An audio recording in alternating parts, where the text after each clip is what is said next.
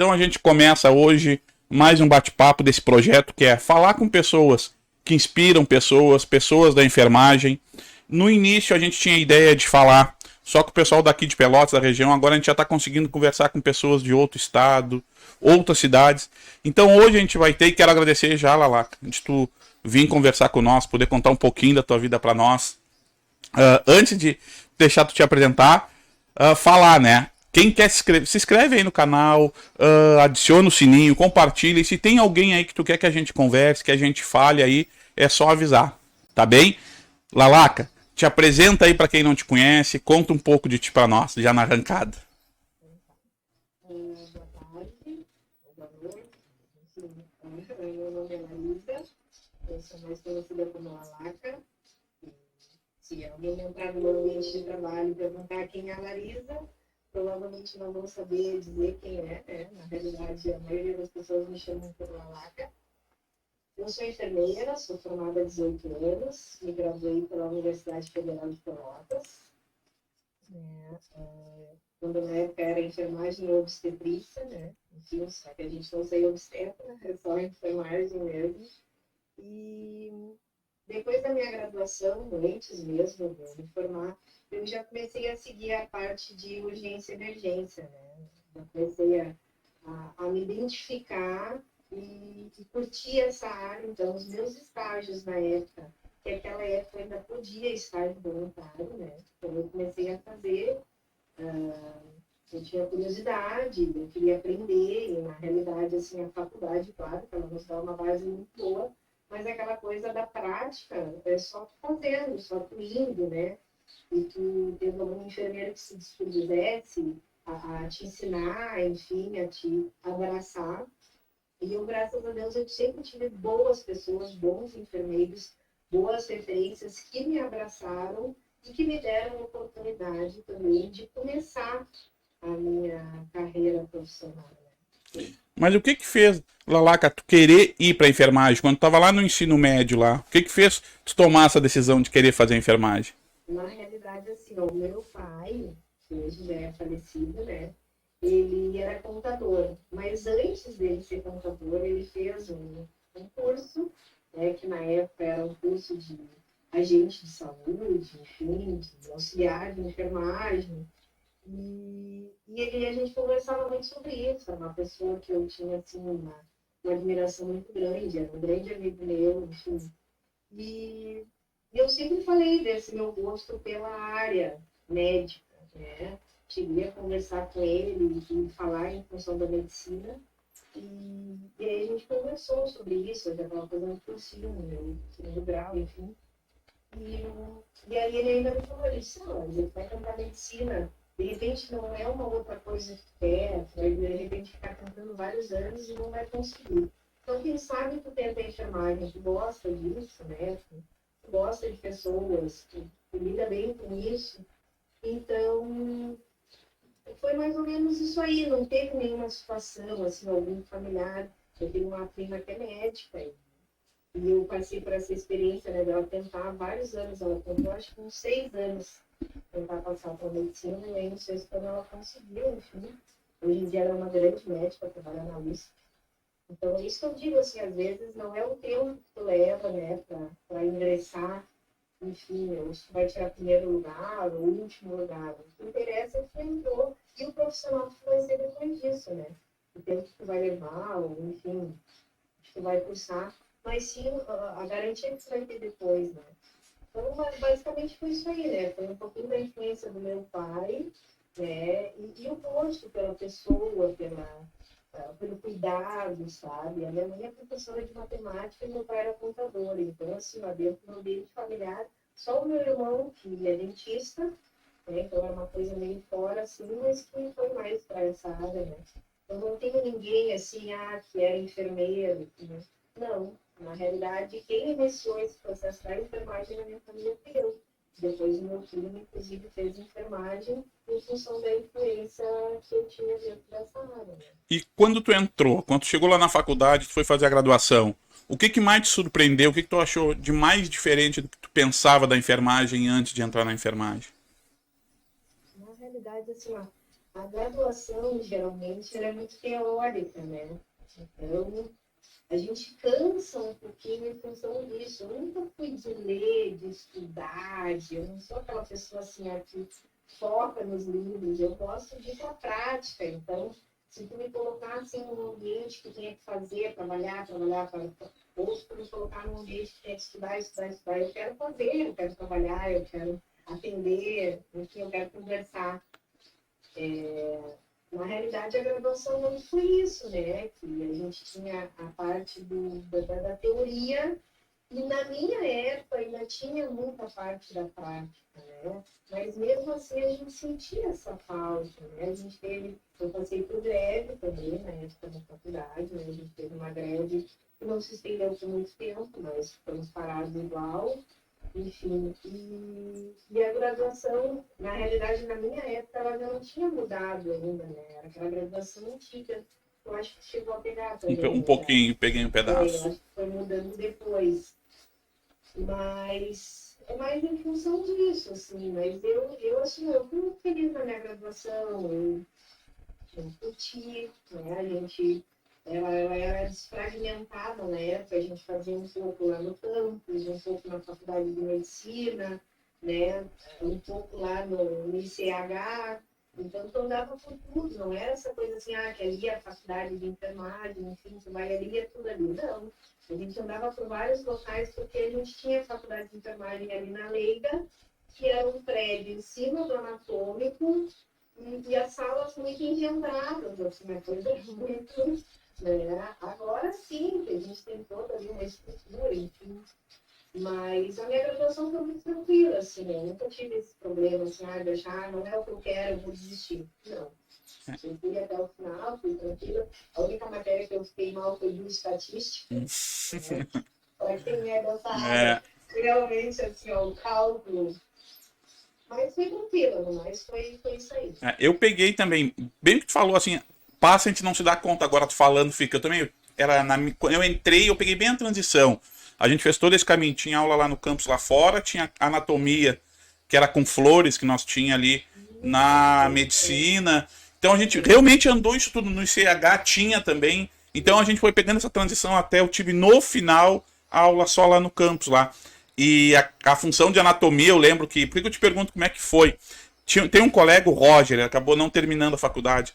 Quando nós fomos fazer anatomia, ali na medicina tinha um balde e tava escrito, o Flores dando aula, e tinha uns baldes e tava escrito assim, cabeças.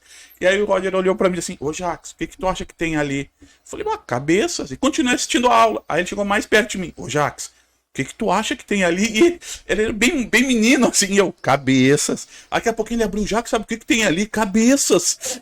Ele acabou desistindo, assim. Ele acabou quando tava na teoria, tava bem. Quando a gente acabou que abandonou o curso. E depois que tu te formou, demorou muito tempo para pegar serviço, Lalaca?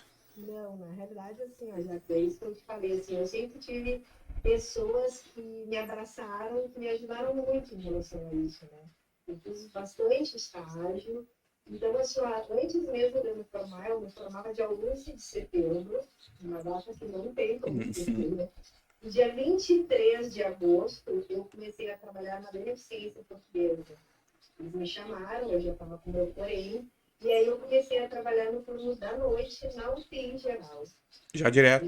Isso já direto, assim, então assim, a enfermeira ia sair, ela ia ser transferida para Santa Catarina, uma coisa assim, estava indo embora, e eles tinham esse turno disponível, e como na minha experiência eu tinha passado, né, em estágio pelo pronto-socorro, pela UTI, né, por vários locais, ela era Juliana na época, gerência de enfermagem da Beneficência, e ela disse, Liz, eu creio que tu tem experiência, né? Tu vai começar, a gente vai fazer, enfim, um período de adaptação, se não der certo, tranquilo, né? E aí eu comecei a mesmo de formada. Então, para mim, assim, isso foi... Eu nem tinha pego meu canudo e já estava começando a trabalhar. Eu estava ganhando, enfim. Então, para mim, isso foi assim, o máximo, porque eu vejo muita gente que se forma no dia e não consegue ser isso, né? Estuda para concurso, que tenta mestrado, enfim, mas que não sai já empregado. Então, isso para mim foi uma coisa sensacional, né? Imagina, nem me formei, nem nem recebi o diploma, desculpa, eu formei, né? Mas nem recebi o diploma e já estava trabalhando, então... Eu acho que os estágios ajudavam bastante naquela época também, né? Esses estágios voluntários. Exatamente. Porque eu acho que o voluntário, ele tinha tem essas duas coisas, né? Tem que ele ajudava tu a conseguir o serviço, mas algumas instituições também se abusavam desse estágio voluntário, né? Isso. Na realidade, assim, os meus estágios voluntários, eu fiz muito assim, a função de pronto-socorro, né? Então, digamos, a Ana Malha, ela me abraçou, né? E ela é uma enfermeira sensacional. Então, eu acredito que eu tenha saído pronta, assim. Quando eu fui trabalhar na UTI da beneficência, na realidade, assim, eu não sabia era alguns procedimentos básicos da UTI, né? Ou a burocracia, né? Porque ali na beneficência cuida muito com paciente cardíaco, né? Da cirurgia cardíaca. Então, são coisas específicas que na faculdade tu vê no geral, assim, né?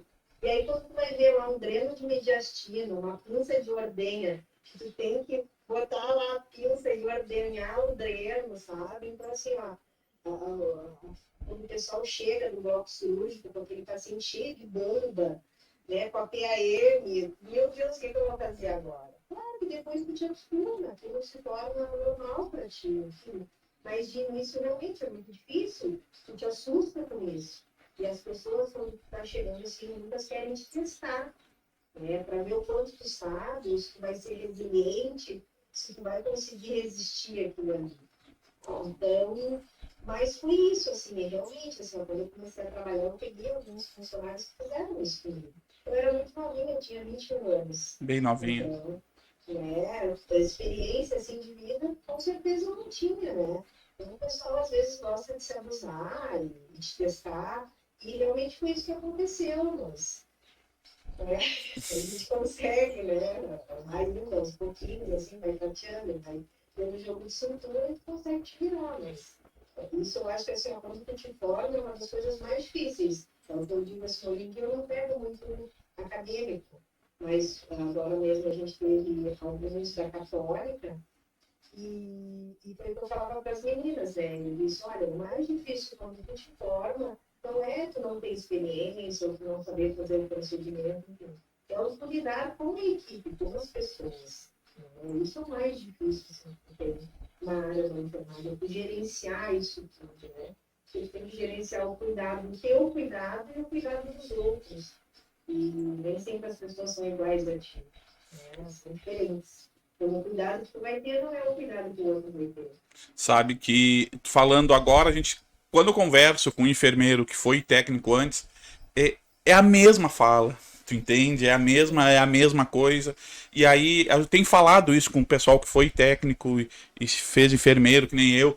E a gente, como eu fui para a saúde pública, eu não tive muito isso. Eu fui para uma cidade onde ninguém conhecia o técnico já, que são enfermeiro. Então eu tive uma transição mais tranquila quando eu voltei para o meu município, Capão do Leão concursado, depois de enfermeiro. Um pouco mais menos, mas o pessoal tá. Essa transição do jaleco branco pro azul, para nós que somos técnicos, é dolorosa, é doída, né? E eu tenho sentido muito isso do pessoal que tá indo para assistência. Exatamente o que tu disse agora, sabe, Lalaca?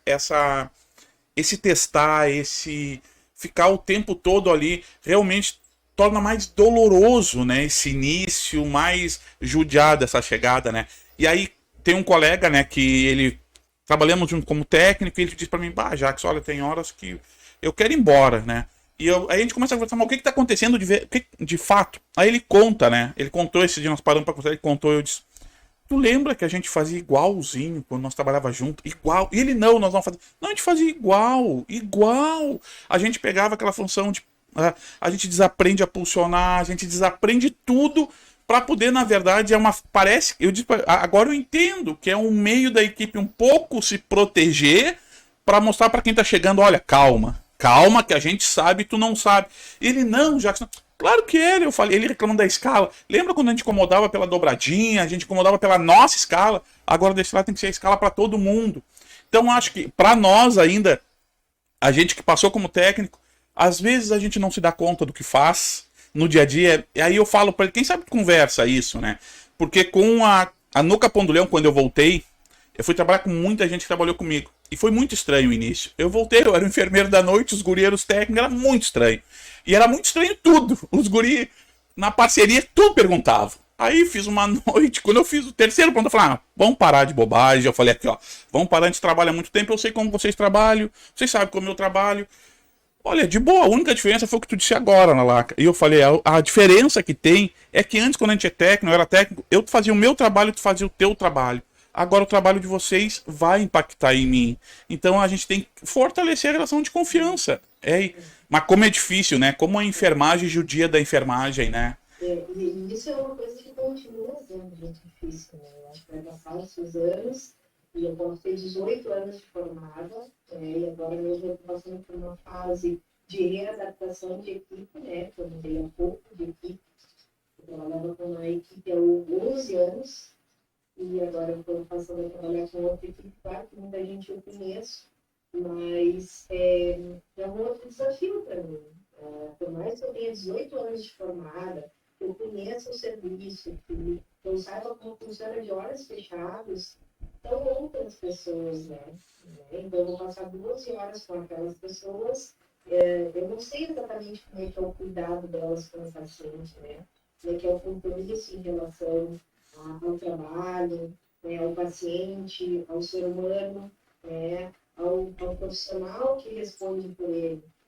Então, realmente, esse é o maior desafio que a gente tem dentro da enfermagem. E a graduação não trabalha muito isso, não nos prepara, né? Nem ele.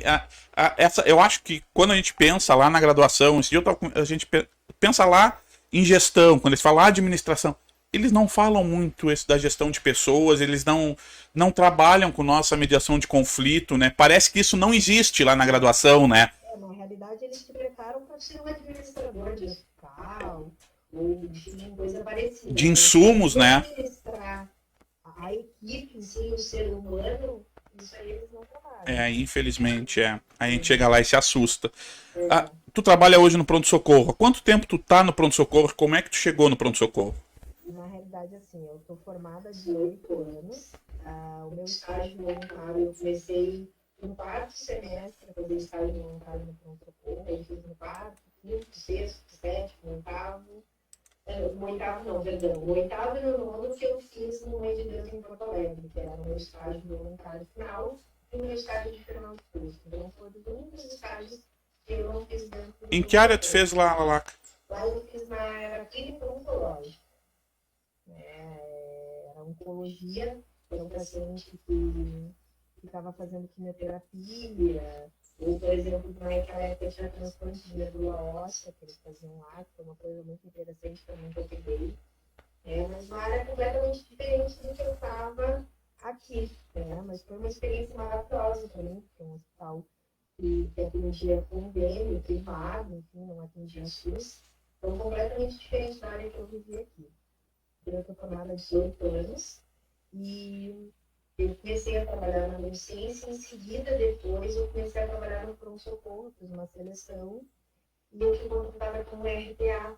A gente fez uma seleção, eu trabalhei como RPA, só que nessa época eu trabalhava no pronto-socorro, na neurociência, e eu dava aula com curso técnico, à noite. Eu não lembro se era à noite ou pela manhã, acompanhado de estágio. E aí, em seguida, eu comecei a acompanhar estágio dentro do pronto-socorro, pelo Senac e pelo Dimensão. E aí eu já trabalhava dentro do pronto-socorro, então começou a ficar muito puxado, assim, porque quando a gente entrava em RPA no pronto-socorro, tu cobria os horários, então atestado, falta. Então a minha vida começou a virar uma loucura, né? Enfermagem, enfim, tu trabalha em 2, 3 e tu vai te virando. E acabou que o RPA já não estava mais valendo a pena para mim. Eu conversei com o Beto, que era meu chefe naquela época, a gente me tornou um contato, enfim, eles não iam contratar por carteira, o contrato deles normal, ia ser só o RPA. Então, financeiramente, para mim, não estava valendo a pena. Aí eu saí. Aí, em seguida, teve uma outra seleção.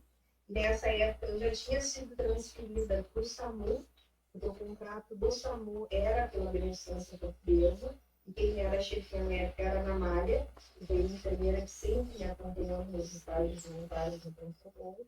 E aí ela me puxou, era uma transferência de setor, na época da beneficência, né? Ela me puxou para o SAMU.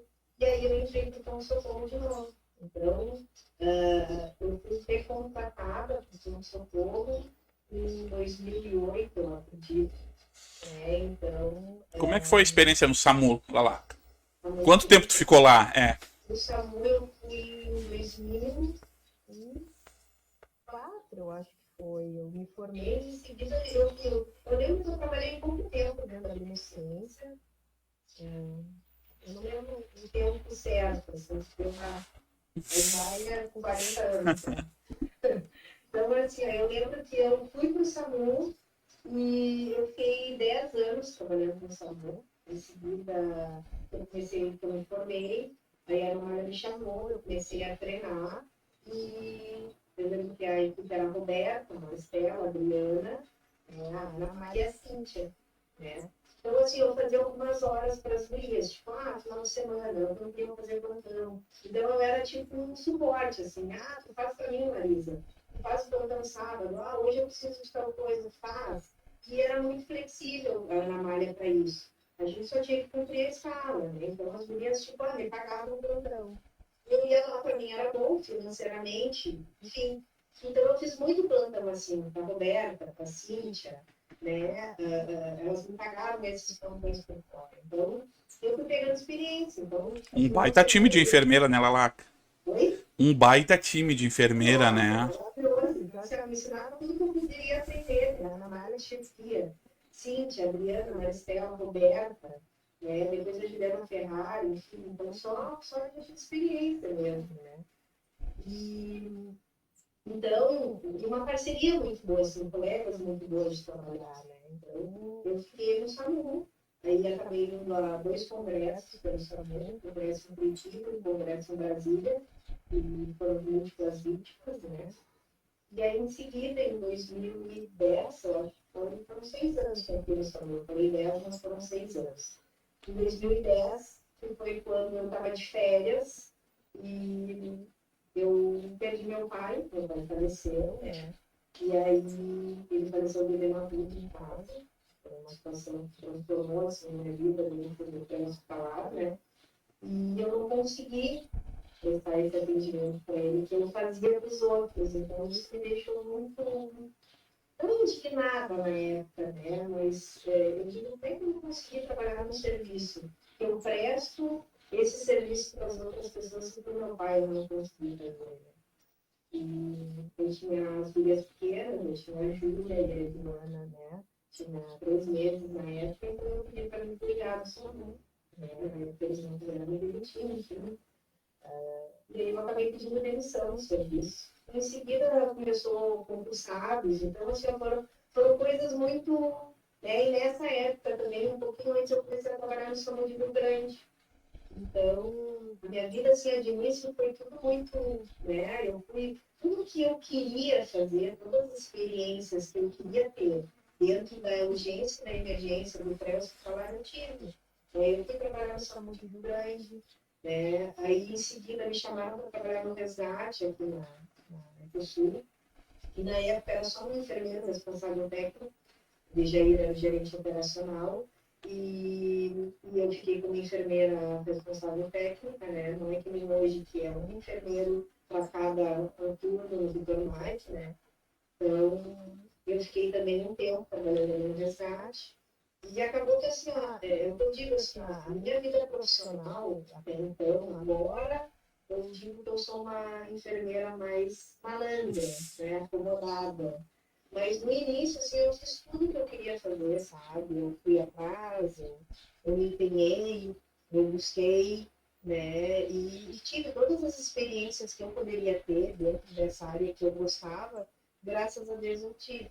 Hoje em dia, assim, eu te digo assim, se tu tivesse que fazer tudo de novo, tu faria com certeza. Eu chegava a virar 60 horas de trabalho, né? Mas eu estava fazendo o que eu gostava, entende? Então eu amava fazer aquilo ali. É muito bom, porque os guris até mexem comigo, a equipe, né, dos técnicos. Eu tinha uma equipe muito boa na época, né, a equipe da noite. Eu estava dormindo e eles me chamavam para a ocorrência, lá, a ocorrência para USA. E não era, eu estava dentro da ambulância e quando chegava no portão, eu tinha que descer porque a ocorrência não era para mim. Então, assim, eram umas equipes muito boas, assim, que a gente tinha uma sintonia muito boa. Então, tinha equipes que saíam para a ocorrência e sabia que se chamasse a USA, realmente era porque o bicho estava pegando, entende? Era porque era ocorrência quente para uns. Larisa, e falando assim, tu trabalhou na UTI, trabalhou no SAMU e tá no PS. Lá da UTI tu falou um pouco, essa função que é a dificuldade, mas lá foi a rotina, alguma coisa muito específica. E tu sabe que a urgência e a emergência é a menina dos olhos, o pessoal que tá estudando, o pessoal tá lá, tá apaixonado, né? O pessoal quer ir. Qual seria a característica pro pré-hospitalar para ti assim? Pro profissional que vai lá pro pré-hospitalar, qual é a característica desse serviço? Se tu pudesse falar um pouco de quem viveu realmente aí tanto tempo aí no É assim, pré-hospitalar. ó, a característica do pré-hospitalar é de tu ser a diferença naquilo ali, entende? É o propósito que é o pré-hospitalar, que é o tempo, né? O tempo, a qualidade do atendimento, né? Então, eu tive várias situações assim que me marcaram dentro do SAMU, que com certeza assim, foi porque o tempo, sabe, a equipe era boa, não quero me gabar aqui ou dizer que, enfim, foi porque eu dava, não. Mas assim, ó, porque realmente a qualidade, não só das minhas ocorrências, mas dos outros também. Mas eu te falo numa situação mesmo que eu peguei, né? Foi um esfaqueado que a gente foi chamado lá no Fragata e foi uma estocada a nível de pré-córdio, né? E eu estava com uma pediatra, a doutora Vanessa Pérez, né? Ela não vai, se eu for, eu falo o nome dela aqui.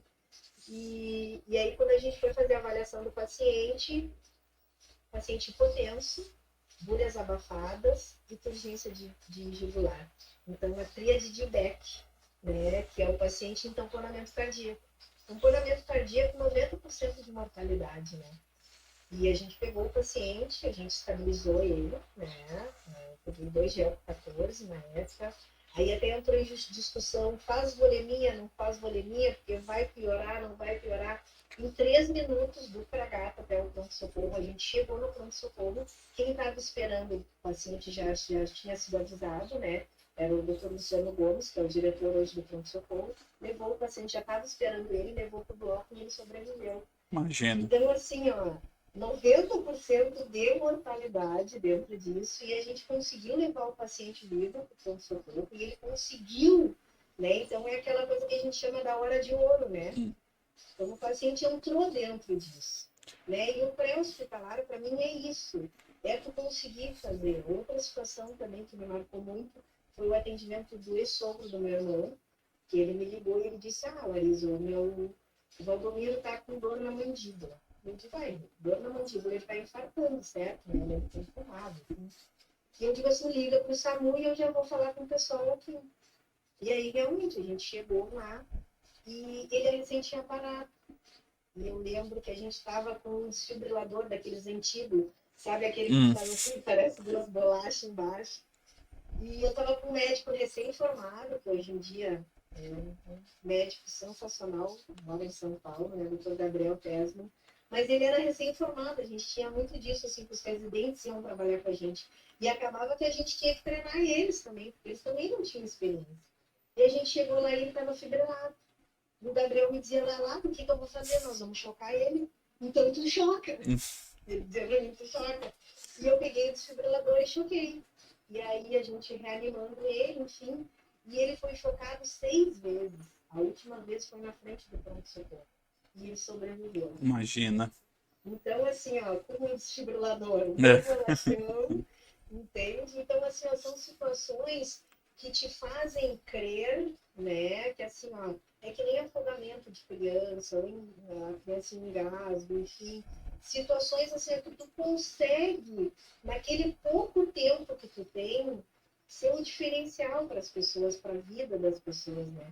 Porque é o que eu digo assim, ó, nada mais do que tu querer que um familiar teu se salve. Né? Quando eu cheguei e vi meu pai caído, eu queria salvar ele, mas eu sabia que eu não ia conseguir, porque era a segunda vez que ele fazia edema agudo, e eu sabia que quando ele fizesse de novo, ia ser muito difícil da gente tirar ele. Mas tu tenta, tu vai até o final, tu faz tudo o que tu pode naquela situação ali, porque nada mais do que tu quer, pode, né, e deve fazer alguma coisa com o teu familiar.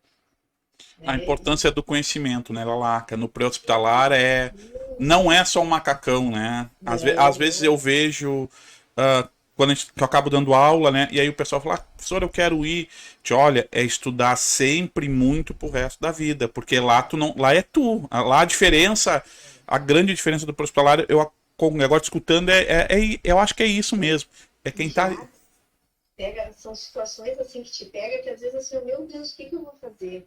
Pega uma parada em cima de uma residência com escada caracol. Imagina. Um paciente obeso, Bah. entende? Então, assim, se tu não tem uma equipe, se tu não tem conhecimento, se tu não tem aquele feeling para aquilo ali, tu não consegue, sabe? São situações assim, é que nem eu tive uma ocorrência né? A Chamaruza era um surto. E aí tu vai de sangue doação, um surto, por que chamaram a USA, né? Que a ambulância tem médico e enfermeiro, enfim. E a gente chegou lá, o surtado tinha colocado o pé na garganta da mãe e ela fez uma parada. Bah. Então, assim, ó, tu não sabe o que tu espera, tu não sabe o que vai ter dentro daquela residência, né? No baleado, no esfaqueado. Tu pode chegar lá e o agressor está no local. Né? Muitas vezes a gente não esperava a brigada, que é o errado. Mas por que tu não esperava? Porque tu sabia que aquele paciente podia estar precisando de ti, entende? Tu sabe que essa função do. Eu trabalhei um pouco, acho que 2, 3 anos no SAMU aqui do Capão do Leão. E essa função do baleado tem uma história bem isso que tu falou. A gente chegou, nos chamaram que era um baleado. Nós chegamos com a ambulância, não esperamos a brigada. A gente chegou na frente da residência e aí vem vindo um senhor com uma sacolinha plástica agarrada. E eu desci da ambulância e falei: aonde está o baleado? E ele é eu. Ele caminhando. Aí eu falei, o senhor? E ele entra. E eu falei, e quem é que lhe deu o tiro? Não, me leve embora que ele falou que vai me matar. E a gente pegou a ambulância, entramos na ambulância e saímos. Fomos estabilizando e fazendo os procedimentos no caminho, né? Então o pré-hospitalar tem disso mesmo. E aí ele conversando e nós, olha, como é que aconteceu, né? E ele dava assim, e ele falava, olha, o meu medo não era vocês chegar. Vocês não chegar, o meu medo era ele chegar antes aqui e terminar o serviço. Eu já chamei antes, né? Lari, explica, para quem não sabe, o que é uma USA, os tipos de ambulância lá do SAMU. Assim, a gente tem, hoje em dia, na minha época, né, eu acredito que aumentou um pouquinho, mas eram 400 mil habitantes em Pelotas. Então, a cada 100 mil habitantes, tu tem que ter uma ambulância de suporte básico, que é o técnico e o motorista, né, e uma USA, que é o motorista, o enfermeiro e o médico. Né? Hoje em dia, a gente vê até acadêmicos, tanto da enfermagem quanto da medicina. Então, hoje, até te assusta com a quantidade de pessoas que tem dentro da ambulância. Na minha época, era eu, o médico, o motorista. E sendo que eu trabalhei toda a minha gestação no SAMU. Até eu ganhar a minha primeira filha, eu trabalhei barriguda. Então, assim, muitas vezes, tipo, meu motorista tinha que me empurrar para eu subir para a ambulância. Ou, por exemplo, a reanimação, ou maquiar, essa coisa toda, assim, eram as restrições que eu tinha. Então, eu precisava do suporte e da ajuda de outras pessoas. Muitas vezes na rua, o pessoal via, né? E a própria equipe tinha cuidado, né? Um acidente de moto, com óleo caído na via, os guris, Lalaca, te cuida, porque senão tu vai escorregar, sabe? Eles tinham esse cuidado, assim. Tu fez meio um caminho inverso, né? Se pensar, tu pegou da UTI, aí tu foi pro hospitalar e pronto-socorro, né? Tu fez meio inverso, o cara que... E assim, ó, era interessante, Jacques, porque assim, eu acompanhava os pacientes do pré-hospitalar para a estabilização e para o tratamento definitivo, muitas vezes. Então, às vezes, assim, ó, o paciente que eu pegava lá infartado, que eu reanimei no SAMU, eu pegava ele no pronto-socorro depois, na estabilização, e depois na UTI, lá na beneficência, operando pós-cardíaco, enfim. Então, era muito interessante esse processo. E assim, eu consegui entender a importância do pré-hospitalar, do intra-hospitalar e da estabilização do paciente depois. Então, isso ficou muito claro para mim, assim, como recém-formada, né? Eu consegui acompanhar esse processo e a importância de todos os processos. Né? Não é só o pré-hospitalar que é importante. O pré-hospitalar, ele é decisivo? Com certeza. Se tu não fizer um bom trabalho, tu não vai tirar o teu paciente dali. Agora, na estabilização do paciente, no tratamento definitivo, ele também vai ser, entende? Então, todo profissional tem a sua importância. Não é só porque tu tá com um macacão de SAMU que tu vai te achar o super poderoso. Isso não existe, entende? E a gente vê que muitas pessoas trabalham com isso, né? Quando eu fui vestir o macacão, quando a gente recebeu o macacão do SAMU lá em Porto Alegre, a gente até procurava no bolso onde é que tava o superpoder, né? Porque a gente era muito acostumado alguns colegas eram... Bolachão, curso de APH, curso de É, PPT, curso disso, curso daquilo, é, né? fica... passa uma imagem que não é, né? Ou que não precisa, não faz mal ter, mas se ficar só no macacão, ok, mas às vezes parece que vem na frente, né? Já joga na frente quando vai conversar. Às vezes a gente vê alguns colegas lá quando eles vão conversar contigo, antes de começar a discussão, eles já botam na mesa, ó, só pra te avisar, eu sou do SAMU, tá? Agora a gente começa a conversar. Tá bem, talvez alguém lá do pronto-socorro, alguém numa unidade clínica também estudou, né? Não é melhor ou pior. E no pronto-socorro, Lalaca? Lá no universo do pronto-socorro que está lá há tanto tempo, qual é a característica do profissional que tem que estar lá? Qual é a característica do serviço do pronto-socorro? Que a gente sabe que atende uma demanda imensa, né? Eu fiz meu último estágio, eu fiz lá, acompanhava de manhã lá, vocês, e sabe que foi o único lugar, são 21 anos, né, que eu trabalho vai para 22 já, né, fui técnico, enfermeiro, e o único lugar onde eu fiz intervalo na minha vida, fazer intervalo de ter que sair, assim, ó, ficar só pra sair, foi no pronto-socorro. Nenhum outro lugar eu senti a necessidade urgente de ter um intervalo, e era só de manhã, e eu era um acadêmico, sabe? O corredor, a estrutura, a demanda. Eu lembro que era 15 minutos. E para mim, aqueles 15 minutos aí, pegar uma salada de fruta, eu só sentar ali na frente, parar um pouquinho, era sagrado, assim. É assim, ó, é o que eu digo, né, Jax? E trabalhar no pronto-socorro acaba sendo um vício que tu tem, né? É aquela coisa, ou tu ama ou tu odeia.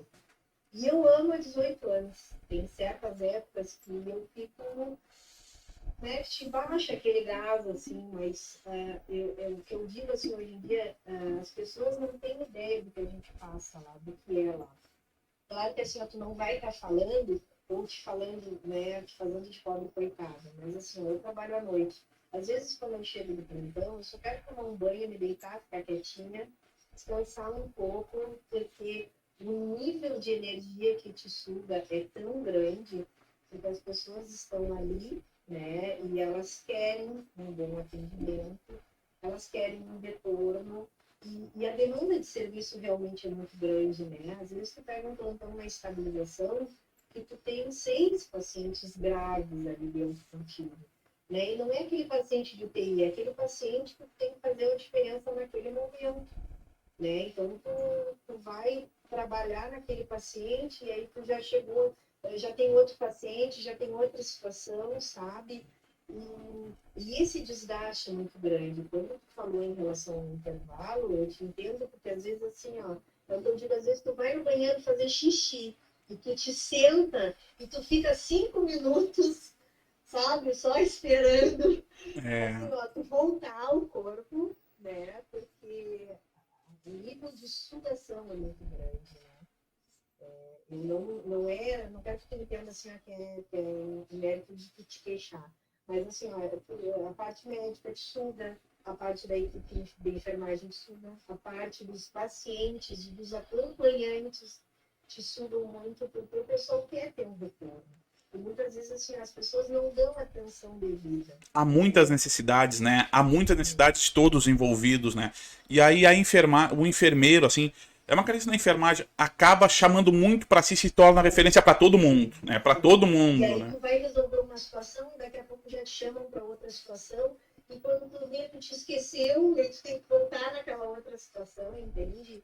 E as pessoas te tiram muito para referência, né? Então, principalmente estudar retorno. As pessoas voltam a ti, te procuram.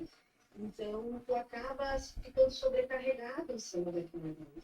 Né? E eu sou o tipo de pessoa que se tu bem me pede alguma coisa, fora eu me esqueça, porque a minha cabeça, assim, ó, depois do Covid, a audição e a cabeça ficou, né, pelada. Mas fora eu me esqueça, eu vou te dar o retorno, entende? Eu não vou te deixar na mão e achar que, tipo assim, eu não vou te dar o retorno que precisa. Me esqueci da situação, eu volto, às vezes eu estou em casa, deitada no meu bar, não fiz tal coisa. Claro que assim, são coisas que não vão fazer diferença naquela hora, mas que tu sabe assim, o que passou, né? Então, o pronto-socorro é isso, assim, sabe? E eu acho assim, que a característica muito importante que a gente tem que ter lá é isso aí, assim, de te colocar no lugar do outro, né? Claro que a gente tem muitas situações que não são por pronto-socorro. São situações que às vezes não é que te irritem, mas eu acho que a população é muito carente em relação a isso, entende? Tinha que ser melhor trabalhada essa coisa da UBS, porque a gente vê que o mal do século hoje em dia é a cabeça. Né? O pessoal depressivo chega lá com dor no peito, com ansiedade, tu sabe que não é um infarto, tu sabe que não é uma condição cardíaca, tu sabe que é uma condição mental. Só que, às vezes, a própria população não entende. Então, a pessoa começa a simular na frente dos outros, vai tirar o lugar de quem precisa realmente, porque tu tem que isolar aquela pessoa, porque senão tu apanha ali no acolhimento, que a pessoa está fazendo um escândalo tão grande para ser atendida, que os outros não entendem que aquilo não é uma situação de emergência. Não adianta tu dizer, eu estou há 18 anos aqui dentro, eu sei o que é uma situação de emergência. Até tu falar isso, tu já apanhou. É Tu tá no que Facebook, ou tu tá no não sei o quê, entende? eu Ou tu acho vai lá dentro, faz um diazepam. que melhora. Eu acho que assim, o pronto-socorro ele paga muito essa conta por ele ser resolutivo, sabe? Porque eu acho que não funciona a rede, ou não funciona como deveria funcionar a rede básica. E aí as pessoas sabem, bom, se elas forem lá para a UBS ficar na fila, hoje, se alguém for para a fila de uma UBS, ela pode ficar lá talvez 18 horas e não vá consultar, não vá conseguir ter acesso ao médico ou ao enfermeiro, talvez não consiga. No pronto-socorro, se ela for lá em qualquer dia e ficar lá 10 horas, ela vai ter o acesso. Ela vai ter uma resposta. Então, eu acho que o pronto-socorro ele paga a conta e por ser um serviço que resolve muito, tá? Pode não resolver no tempo que as pessoas querem, e aí muito no que as pessoas querem, e muitas vezes é naquelas pessoas que não precisariam estar ali, porque a gente não vê ninguém dizendo que realmente entrou ali com um risco de morte. Nenhum familiar vai dizer que demorou o atendimento, porque o pessoal entra, vai ser atendido, vai ser estabilizado. Infelizmente, eu acho que passa assim. Eu fico pensando, eu vejo. Daqui a pouquinho vai se construir um outro pronto-socorro, vai ser maior. E talvez não se resolva, sabe? Talvez assim, aumente o número de pessoas no pronto-socorro. Porque enquanto não se mexer na atenção básica, a gente sabe que os colegas da atenção básica, eles têm gente muito boa que se esforça, mas precisa olhar realmente para a atenção básica. Precisa olhar para lá, para assumir a responsabilidade de lá, da saúde mental, não deixar só para o CAPS. A UBS é responsável pela saúde mental, acolhê-la na saúde na sua UBS, não deixar só para o CAPS, que vai desafogar, não vai ficar perfeito, mas vai desafogar. Mas o pronto-socorro, ele é o visível, né? Às vezes é muito injusto, porque quando tu bota quando tu bota a câmera, fazer um filme ou uma foto no pronto-socorro, e tu vê uma superlotação ou vê uma situação, se tu vê, tá vendo só a foto daquela situação. Porque na verdade teve uma caminhada, né? Talvez procurou o UBS, não teve acolhimento, ou procurou o UBS, foi bem acolhido, e aí o sistema de referência e contra-referência, o exame ou consulta não chegou, e aí vai pro pronto-socorro. E lá vai ser atendido. Lá vai ser atendido. Quando tu está no acolhimento que tu recebe o paciente, muitas vezes essa é a queixa da população, né? Que foi, tentou, não conseguiu, e o último recurso realmente é o pronto-socorro. Claro que tem situações que a senhora deixa para o último recurso e tu vê que realmente está precisando, né? Então, tu acaba até dando uma forçadinha de deixar o paciente ali para ele ter o atendimento, entende? Né? O pessoal às vezes me mexe comigo, lá, que essa situação não era para cá, entende? Às vezes tu pega um idoso que não tá em cadeira de roda, sabe? Aí tu pensa em toda a situação, né? Aquela familiar, daquele paciente, né? E aí às vezes assim, tu deixa de atender esse paciente para atender um outro, tipo, como eu acho, o FCM, né? A forte crise de nervos, tu vai ter que atender, tu vai ter que fazer o eletro, e aí tu deixou de atender aquele idoso que realmente precisa, que tem uma situação maior, né? Então, eu procuro tem que ter muito jogo de cintura dentro disso aí. Né? E essa situação com os médicos também, eu tenho muito jogo de cintura, porque eu acho que eles também, às vezes, têm que enxergar essas pessoas. E a gente está ali para isso. Né? Eu digo, quem está lá na frente enxergando toda a situação somos nós. É o enfermeiro que está tomando o acolhimento. O médico só pega a ficha e vê a queixa que a gente coloca ali, né? Ou a marcação dentro da classificação de risco. Então, tudo é que tem que passar essa situação. Não, esse paciente realmente precisa ser atendido aqui, enfim, né? Tu que é responsável por fazer eles enxergarem isso? Lalaca, quem seria, né, nessa tua caminhada toda, que tu, tanto profissional quanto acadêmica, em algum momento tu identificou um profissional ou mais de um profissional que te serviu de espelho, te serviu de inspiração, encontrou. Na realidade, assim, eu sempre tive ótimos profissionais perto de mim, né? Eu sempre trabalhei com pessoas boas, e pessoas boas profissionalmente, boas de coração, né? Poderia citar a Ana Malha, que foi a minha enfermeira, assim, precursora de tudo, né? Que me abraçou e me jogou, assim, para o pré-hospitalar e para a urgência e emergência, né? Sem ela, com certeza, assim, olha, eu não teria ido para essa área, porque foi quando eu comecei a... o que eu admirava nela? Que ela passava para visitar os pacientes e ela passava a mão nos pacientes, ela fazia carinho, sabe? Ela perguntava, ela era carinhosa com os pacientes dela. E isso sempre foi uma coisa que me chamou muito a atenção, que por mais que tu esteja na loucura dentro daquilo ali, o paciente precisa de um conforto, precisa de um alento, precisa de um toque, né? E depois o Beto, que foi meu chefe por 12 anos, 13 anos, acredito eu, né? Ele saiu agora no passado. E uma pessoa sensacional, um profissional sensacional, uma pessoa assim, ó, sem igual, sabe? De sempre procurar ver o lado bom do outro, né? Enxergar a outra pessoa e sempre assim, se atender, a porta dele sempre aberta. Não interessa se tu era familiar, se tu era paciente, se tu era o político tal, ele sempre ia te atender da mesma forma, ele sempre ia te dar atenção. Né? Foi uma perda muito grande assim, na minha vida profissional, né? Foi uma separação muito dolorida, porque a gente tinha uma parceria muito grande, assim, né? De vínculo profissional, pessoal, enfim, né? A gente acaba se apegando às pessoas. E sempre quando te separa, assim, é muito dolorido, porque né, tu vai ter que começar tudo aquilo de novo sem aquela pessoa, né? Então, O Beto é uma enfim. pessoa. E assim, ó, não só enfermeiros, Cíntia, Roberta, Maristela, Adriana,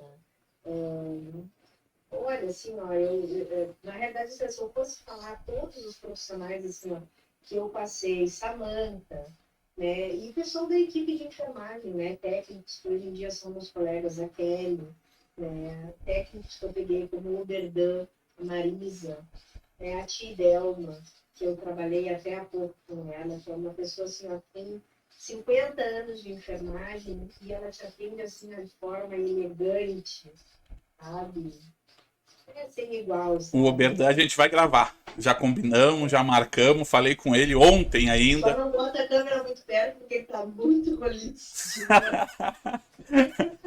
Ontem a gente falou, ele É, tá em Canguçu, aí ele tá ruim de internet lá. Ele falou: Não, é. já que semana que vem Esse eu. aí, assim, ó, pra mim, isso eu disse pra ele. Foi o técnico, o melhor técnico que eu já trabalhei, sabe? Assim, em questão de experiência profissional e de ser humano com o paciente, sabe? Ele sempre foi muito bom com os pacientes dele. Ele passava pelo corredor e podia ser assim, um paciente que estava chegando, que, enfim, ele largava tudo que ele estava fazendo para ir atender o que eles estavam pedindo, né? Eu trabalhei muito tempo com ele no SAMU, no pronto-socorro, e foi uma pessoa que me ensinou muito, que me abraçou também, que me ajudava, trabalhava junto comigo, né? E os profissionais do resgate também, que eu sempre, assim, são pessoas que eu tenho um carinho muito grande, porque a gente fazia muito treinamento, muita prática, assim, de resgate, de salvamento em altura, e eu era mais gorda naquela época, né? Eu tinha dificuldade, às vezes, de subir, de pegar em árvores, e os guris me ajudavam, Cristiano Blank, que deve ser teu colega Vai falar também, também, vai é, conversar com nós me também, o Cristiano. ajudava, me empurrava lá, cadê você que eu levo a maca, o Juninho, É sabe? colega lá também. Tu É, sabe que o Cristiano ele foi nomeado em Rio Grande na FURG como enfermeiro. Saiu da IBSER. que legal. Saiu da Então, assim, são IBSER. pessoas assim, ó, que eu tenho um carinho eterno, sabe? Uma gratidão eterna, porque assim, ó, foram muito importantes assim, na minha caminhada, né? O Bijair, né, que hoje em dia eu sou colega dele lá à noite, né? E são pessoas assim, ó, que eu vou levar por essa vida, sabe? Situações que eu tive, que eu vivenciei, e enfim, fizeram Lalaca, parte, né? e o que que tu fala, assim, ó, quando eu tava lá na faculdade, a gente tinha que escolher um enfermeiro para acompanhar a gente no último semestre. E tu era uma das mais faladas na época, né? Todo mundo queria fazer o estágio contigo, todo mundo tava costurando, todo mundo tava fazendo alguma coisa para ir. Como é que tu te sente quando tu vê isso que tu fala dos outros enfermeiros, quando tu é alvo dessa admiração, tu é alvo. Como é que Na tu te realidade, sente? assim, Jacques, eu sempre fui muito, eu sempre fui muito humilde em relação a isso, sabe? Porque é o que eu digo assim, ó, eu não me vejo com toda essa grandeza, assim, que nem eu enxergava na Malha, na época, né? Enfim, eu sempre procurei todos os meus acadêmicos, né? Que, graças a Deus eu sempre tive sorte de pegar alunos, assim, excepcionais, que hoje em dia são colegas, né? E tem funções diferenciadas aí, muitas vezes assim, de chefia, né, de gerência de enfermagem, enfim. E eu sempre procurei tratar da maneira que eu fui tratada como acadêmica, né? Porque muitas vezes, assim, o acadêmico, ele não é bem recebido, tanto pela equipe, quanto pelo profissional, ele muitas vezes é mal visto em função de que ele pode roubar o teu lugar, entendeu? Daqui a pouco ele vai ser teu colega, ou tu não ensinar, porque ele vai ficar sabendo mais que tu. E eu sempre, assim, eu sempre procurei abraçar os meus acadêmicos de forma de passar tudo que eu tinha conhecimento, entende?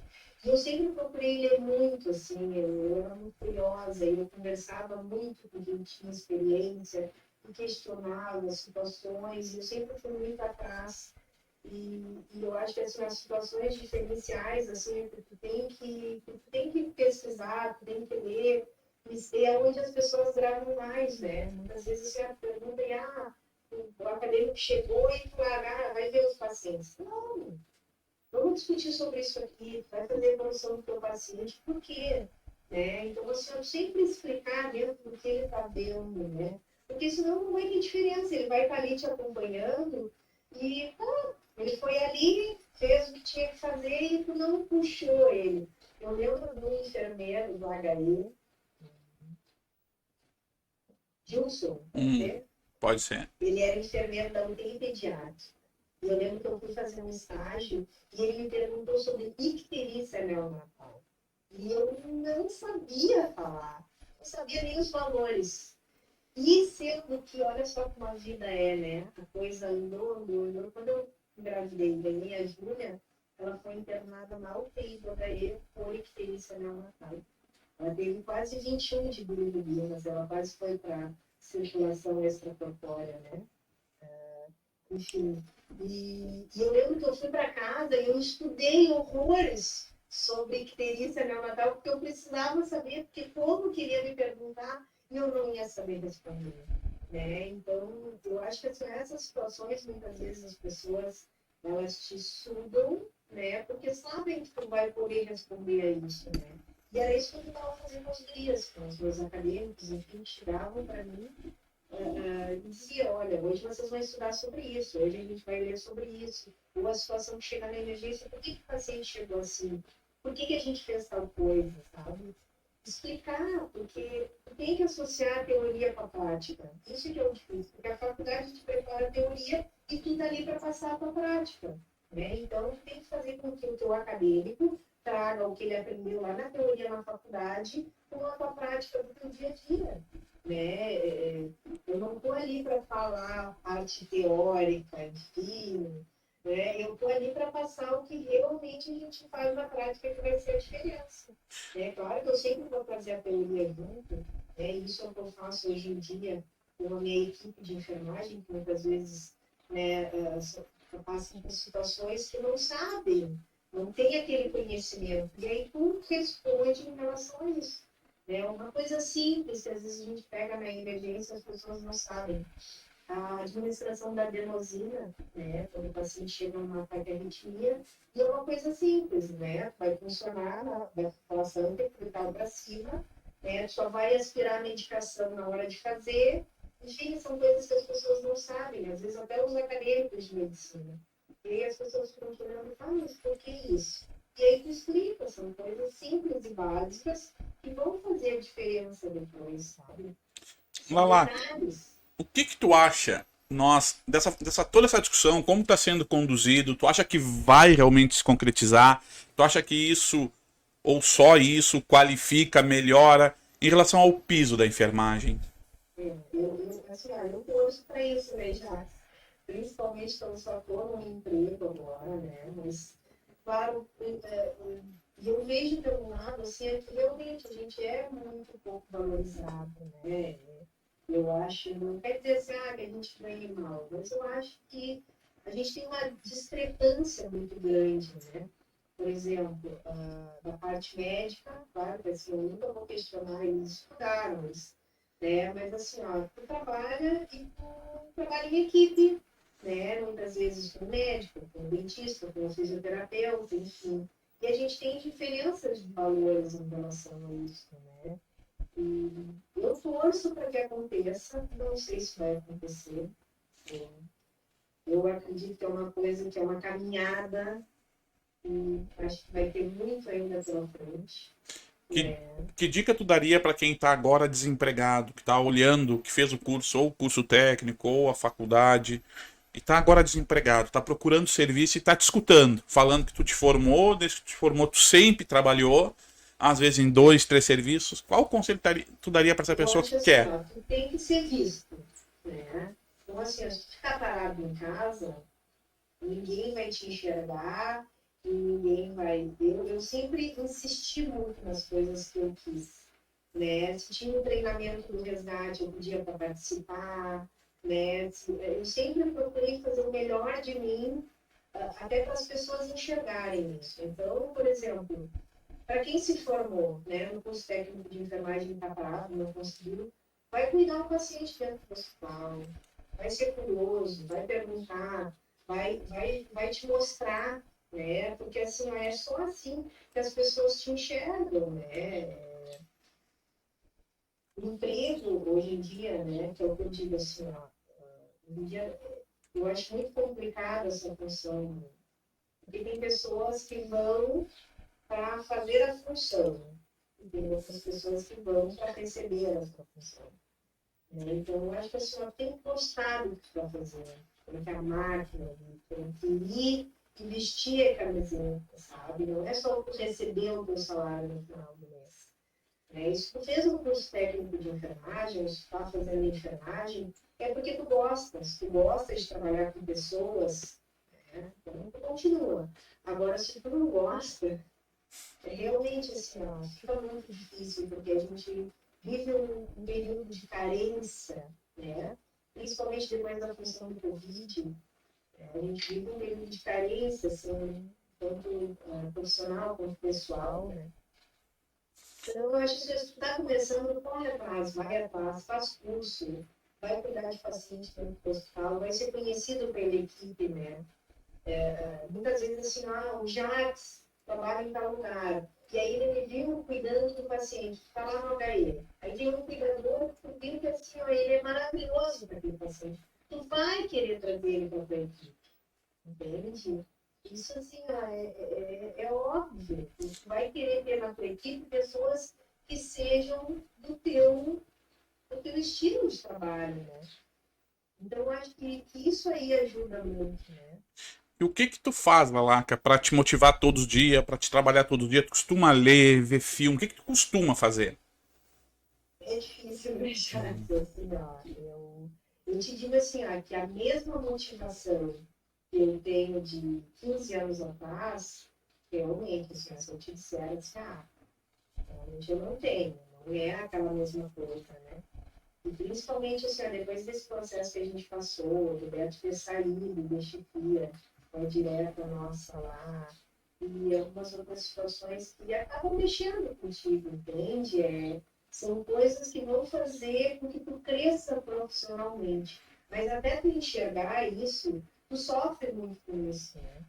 Sofre, enfim, e tu perde um pouquinho esse gás. Mas aí eu olho para o lado e vejo a Idelma Leopoldina, com 72 anos, trabalhando, que nem uma cavala, sabe? Tratando todo mundo bem.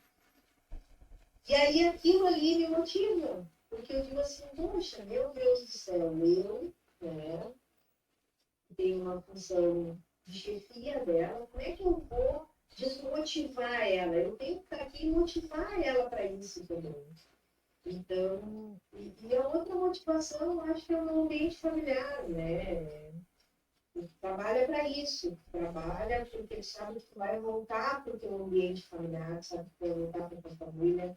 Né? Eu tenho 2 filhas e com certeza a minha função como enfermeira, a enfermagem, ela interfere nisso, porque trabalhando de noite, tu vai chegar em casa cansado, vai querer descansar, né? E elas respeitam muito isso, elas me deixam dormir, elas não me acordam. Diferente quando elas eram pequenininhas, que abriam o olho e diziam, mãe, acorda. Hoje em dia elas não fazem isso, né? Elas são minhas parceiras. Mas isso é uma outra coisa que me motiva. De eu sair do trabalho, eu ver o que acontece ali dentro, pessoas com 40 anos morrendo. E aí eu vejo assim, poxa, eu tenho uma vida pela frente, eu tenho 2 filhas, entende? Então, assim, eu saio, e isso me dá motivação para querer aproveitar com elas, sabe? Para querer aproveitar a vida, para mim não chegar em casa e dormir e perder esse início de sol, e aproveitar, em ver, em passear, em curtir, viver. Porque na realidade a gente sabe, a gente trabalha com isso, sabe que a vida muitas vezes é curta, é injusta, né? E eu não sei até quando eu vou estar aqui. Né? Então, essa é a minha motivação, de aproveitar o tempo que eu tenho com as pessoas que eu tenho, né? Em viver, em transbordar amor, né? Em passar amor em tudo que tu faz, seja no teu trabalho, seja na tua vida, seja nas pessoas que estão vivendo, entende? Essa é a minha motivação. Deixa uma mensagem. Pode E o falar. fato, de eu ter perdido meu pai, né, dentro disso, assim, ó, de uma maneira que, enfim, isso aí também é uma coisa que nos leva, assim, ó, ver minha mãe para tuas mãos. Então, assim, ó, eu não quero mais passar por isso, eu não quero receber um telefonema de madrugada, isso à noite, saber que tem algum familiar meu que está precisando de mim e eu não vou conseguir fazer nada, entende? Então, isso é uma coisa que te marca muito na tua vida, né? Então, eu procuro aproveitar de forma melhor, eu sei que eu não sou perfeita, que eu sou falha em algumas situações, tanto no ambiente familiar, tanto, né, no meu ambiente de trabalho, ninguém é perfeito, mas é isso aí. Deixa uma mensagem aí, então, para quem nos viu até agora, para quem está nos acompanhando. Eu queria agradecer a oportunidade, tá? Que é muito importante, assim, tanto para quem já é profissional, quanto para quem está conhecendo, até conhecer os vários profissionais que trabalham dentro da enfermagem, porque é um profissional que é muito pouco valorizado, né, já que a gente se sente valorizado muitas vezes com pequenas coisas, né, com gestos, com elogios, com retorno de colega, né? Porque a gente realmente, assim, é uma área que é muito desvalorizada. Hoje em dia, a gente foi valorizado na função do Covid e já caiu em esquecimento, né? Que nós éramos os heróis e agora a gente não é nada. Então, eu quero te dar os parabéns, a iniciativa que vocês tiveram, isso eu acho que é sensacional, das pessoas poderem falar da sua experiência, de contar para vocês, né, dessa conversa, assim, acho que ninguém teve essa iniciativa, que pelo menos eu não conheço, né? E dizer que, assim, ó, eu acho que a enfermagem é uma área que a gente, assim, ó, eu pelo menos que trabalho dentro da urgência e da emergência, a gente nunca tem uma rotina, né? Nunca sabe o que esperar, né? Tu nunca sabe o que vai entrar dentro da tua porta de emergência, tu nunca sabe se tu vai ter múltiplas vítimas, né? Se vai entrar um familiar teu dentro da madrugada, e aí tu tem que entrar em contato com um conhecido teu para dizer que aquele familiar está ali, né? Então, eu acho que eu faria tudo de novo. Eu acho que a enfermagem é uma coisa que se tu gosta, se tu ama, não desiste fácil, né, Jacques? Acho que tu tá aí para reforçar isso também. E desejar que seja um ano de muita saúde, muita prosperidade, de trabalho que a gente sempre tem, né? E colocar à disposição, sabem onde eu trabalho, sabem que precisar de mim podem me procurar, né? E precisar de parceria aí, Tá só bem, chamar lá. tá bom. Muito obrigado, viu? Gente, então a gente conversou agora com a Lalaca. Pedir para vocês compartilhar, multiplicar e falar que muitas das pessoas que a Lalaca falou, a gente está tentando trazer para conversar também. Os nomes se repetem, né? Tu vai conversando, vai aparecendo. E dizer para vocês que a ideia é essa que a Lalaca falou no final, é a gente poder a enfermagem se enxergar um pouquinho nos diversos espaços que ocupa. Tá bom? Forte abraço para vocês.